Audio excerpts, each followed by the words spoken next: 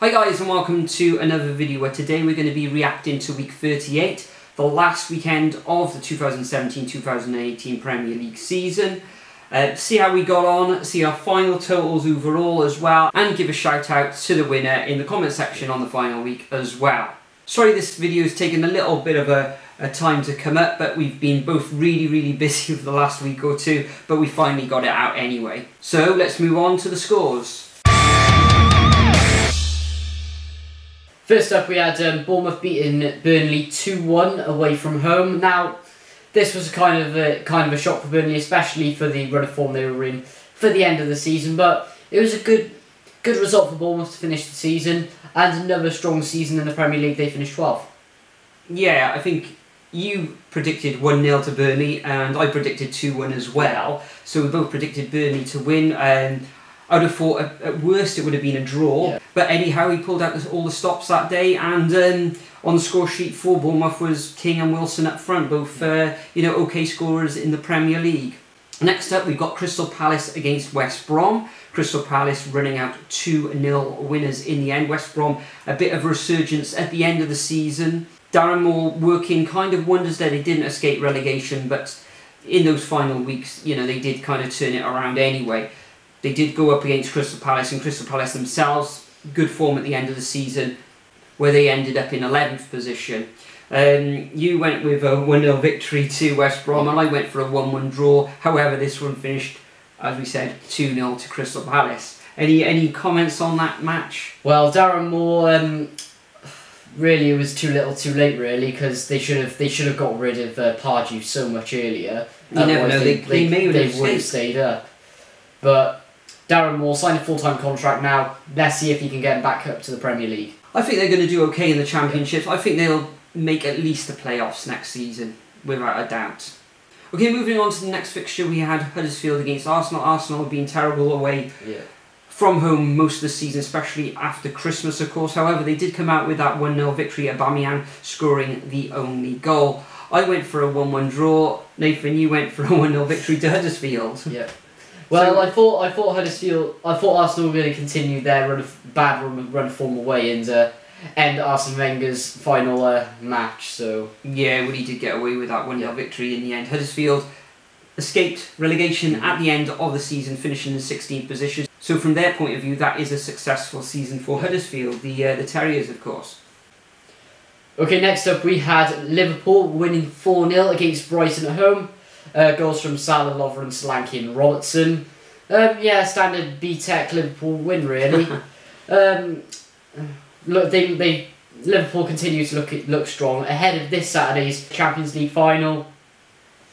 Good result. I predicted 2-0 to Liverpool.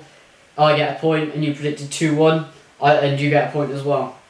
Okay, next up we've got Manchester United against Watford. Jose Mourinho, we really thought that they'd unleash the hounds on this fixture. However, it was just that narrow victory over Watford. Watford have had a fairly decent campaign themselves. In this match, you went for a 3-0 victory, so you get a point, and I went for a 2-0 victory, which was a point also. Next up, we had Newcastle United against Chelsea up at St James's Park, or whatever it's called these days. The Sports Direct Arena. That's the one. Newcastle running away with 3-0 victory over Chelsea, the FA Cup finalists, who went on to beat Manchester United in the FA Cup final. Of course, didn't really see this one coming, because Newcastle, they did in that final minute kind of finish strong. I know they did lose about 3 or 4 on the trot as well prior to that final fixture. But they did beat Chelsea, so well done to the Magpies on that one. Unfortunately, you went for a 1-0 victory to Chelsea, and I went for a 1-1 draw, so no points again. So it also looks like that Antonio Conte is gonna end up leaving. There are a couple of managers who are favourites to replace him. Maybe Chelsea will turn out to be like they did in the 2015-16 season, where they finished mid-table, I believe. Let's hope that doesn't happen, because that would be a dreadful season for him next season if that actually happens, but not looking good down there, that's all I can say.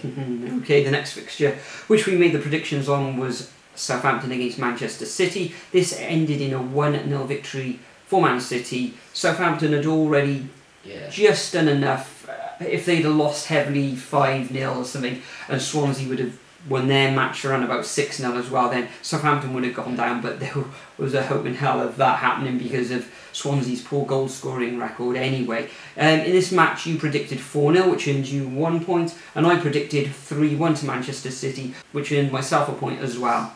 How do you see that match anyway? Jesus scoring at the very depths of that match. Well, it was just a standard Man City victory, really, just to get the points tally up to 100 points. So they did reach 100 points, but Southampton actually put in a good, a decent enough performance in that match as well. Also, first ever team to reach 100 points as well. Yeah, well done to Manchester City on beating Arsenal's Invincibles. Next up we have Tottenham beating Leicester 5-4 at Wembley. Last ever match at Wembley before they moved into the new lane. Really tight match, best match of the game week. 5-4, goals Kane, Lamela, Fuchs, and then Vardy, Morrissey, Nacho the other way. Yeah, well, Vardy's goals in the first half, I think they went up around about 3-1 at one point. They looked good, but then Spurs sort of knocked them back, and they 5-4 in the end. Wembley curse is over, of course. Well, that was established midway through the season. Anyway, I predicted a 2-0 victory, you predicted a 2-1 victory. So 1 point each on that one as well. Okay, next up we had Swansea against Stoke. This ended in a 2-1 victory for Stoke. Swansea, of course, was looking to score a hatful in this one. They never did. I couldn't see them scoring more than 1 goal in this fixture, as it happens anyway. You went for a 1-0 victory to Stoke, and I went for a 1-1 draw. So you had the 1 point, and I had 0 in this fixture. And finally, the last match is West Ham winning 3-1 against Everton. Yeah, standard way, nice way for West Ham to round up not one of their best seasons in the Premier League, but at least they stayed up. At least David Moyes has done his magic, and now, obviously, Moyes departing and Manuel Pellegrini, former Manchester City boss, coming in today as well. Good appointment by West Ham. From China. You don't normally see managers come from China over to the Premier League, although I think Wenger actually he was managing in Japan before he came to the Premier League. So I can see big things for West Ham next season as long as the board give the new manager back in. Well, I've heard today that it was David Gold. He actually said today that West Ham are actually going to get the biggest budget they've ever had for transfers, and ever in their history. So West Ham fans, Hammer fans, I think you may have been in the past duped a little bit about all these signings, but it looks like it could be happening this season for you. Back to the fixture on this one. I predicted a 1-1 draw, and you predicted a 2-1 victory to West Ham, meaning you get a point when I don't get any. That's right. Okay, so overall for this game week, I had 5 points, you had 5 points, which is stalemate on the last weekend of the season. Now, what does that mean to the overall tally for the whole of the season? Well, you end the season on 245 points, and I end the season on 20 points more, on 265 points. Close. 20 points in the end. About a month or so ago, I think 6 weeks ago, you were 10 points ahead. I think you had a mare on one of the weeks. I was like 20 points ahead. That's right, and then I sort of turned it round. So in the end, I'd win. But congratulations anyway for a good season overall.